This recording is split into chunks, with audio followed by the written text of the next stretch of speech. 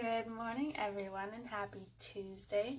I'm here for a short video just to let you know a little bit more about canine influenza, because while the cases aren't exactly in our region, they are happening in southern Ontario.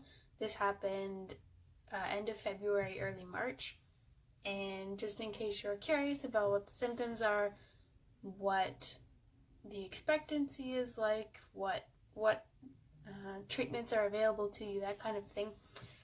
I'm going to tell you a little bit about it.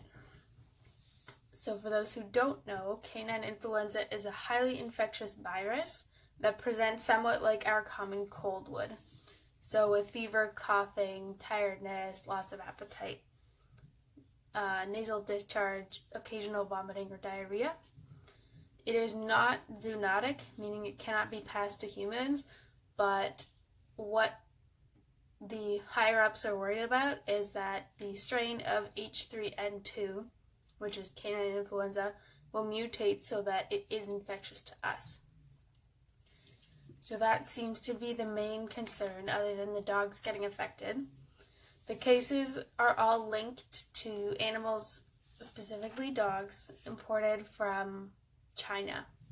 And while there's only 25 confirmed cases, it's estimated that this actual number of cases is over 100, because a lot of times pet parents think their animal just has a cold.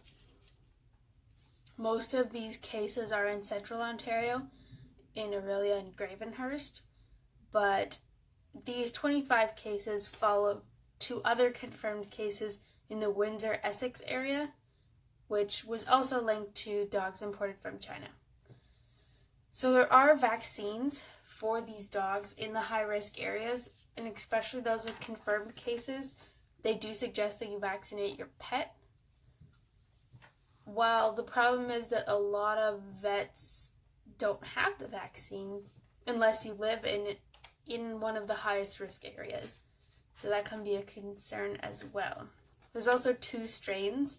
One is the general form, which most animals recover from, and the other is the very serious chronic one that can cause some of their organs to shut down.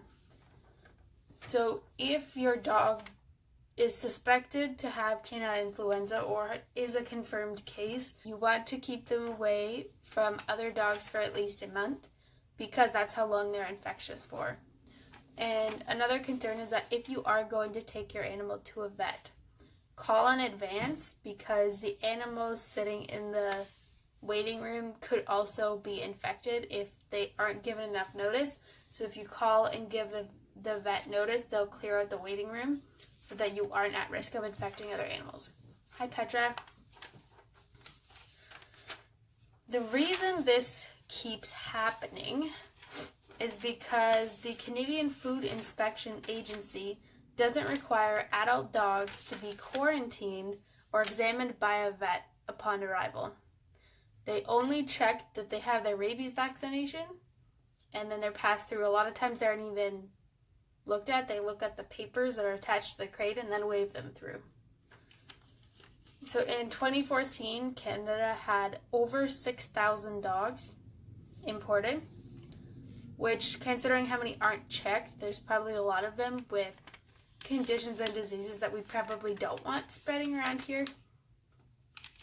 But the case where the dogs were imported from China, they actually spoke with the rescue agency, and they assured the people on our end that it was kennel cough.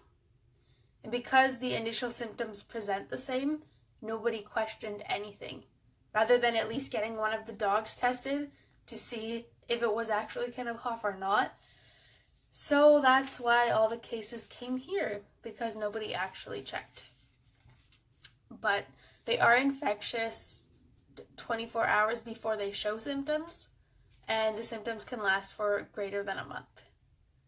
So if your dog does have kennel cough, get the vaccine if you can find it, and take lots of immune boosting supplements. There are acupressure points for the lung as well, and I can post them in the comments here, but canine influenza can be quite serious, especially if your pet gets the very dangerous strain, but in most cases the animals are healing okay as long as they don't spread and start infecting everybody else. They've actually had to close some kennels in those two areas, Aurelia and the Windsor-Essex County, down in the south end. But they close the kennels because they don't want to infect all the other dogs. So safety is first. If you're worried your pet's infected, don't take them for walks near other dogs. Don't take them to a dog park or a kennel or a boarding facility because you're putting all those other dogs at risk.